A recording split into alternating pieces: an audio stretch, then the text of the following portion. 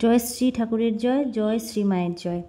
যেই ঘরে মা শারদা থাকছিলেন সেই কুঠিঘরের কথাই ভাবছেন মা শারদা, আবার শাশুড়ির কথাও ভাবছেন। কুঠিঘরেই আগে থাকতেন চন্দ্রমণি দেবী।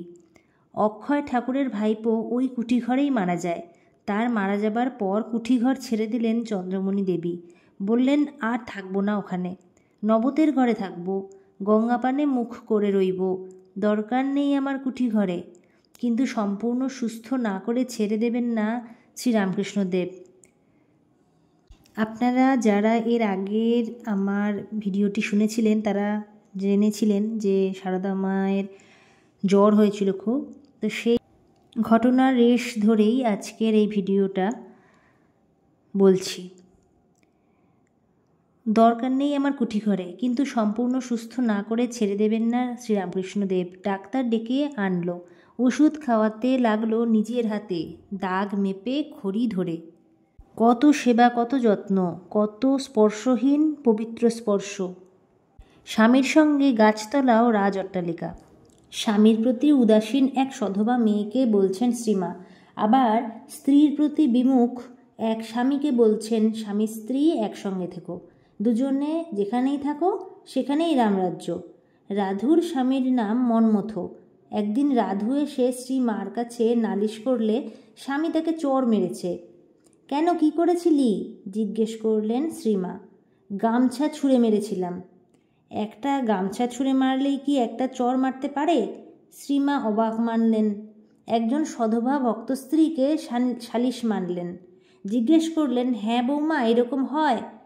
তা রাধু যদি রাগ করে গামছা ছুঁড়ে মেরে থাকে বললে সেই স্ত্রী ভক্ত, তাহলে তো তার স্বামী ওরকম করতেই পারে। তাই কি বৌমা? বালিকা স্বভাব শ্রীমা স্বচ্ছমুখে বললেন, তোমাদের ওরকম করে? ঠাকুরের সঙ্গে আমার তো কোনোদিন ওরকম ব্যবহার হয়নি, তাই ওসব জানি না। তাহলে রাধুরই দোষ। শোন, ওই যে বৌমা বলে স্বামীকে ওরকম করতে নেই, রাধু কি শ্রীমাকেও কম যন্ত্রণা দিয়েছে?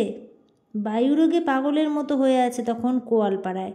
শ্রীমা খাইয়ে দিচ্ছেন, এমন গেরো মুখে খাবার নিয়ে প্রায়ই ফেলে দিচ্ছে মার গায়ে।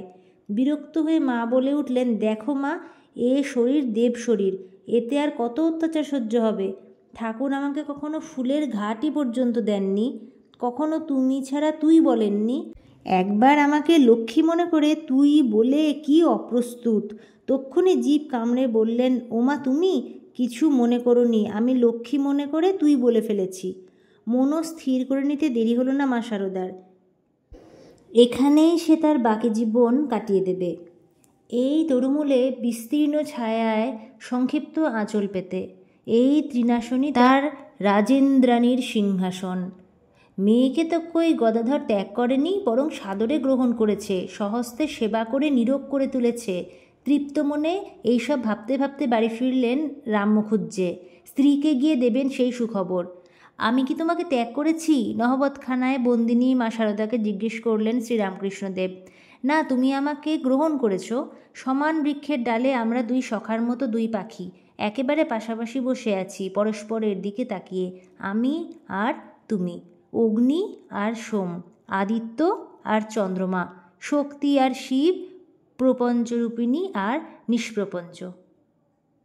সবাই বলুন, জয় শ্রী মায়ের জয়, জয় শ্রী ঠাকুরের জয়।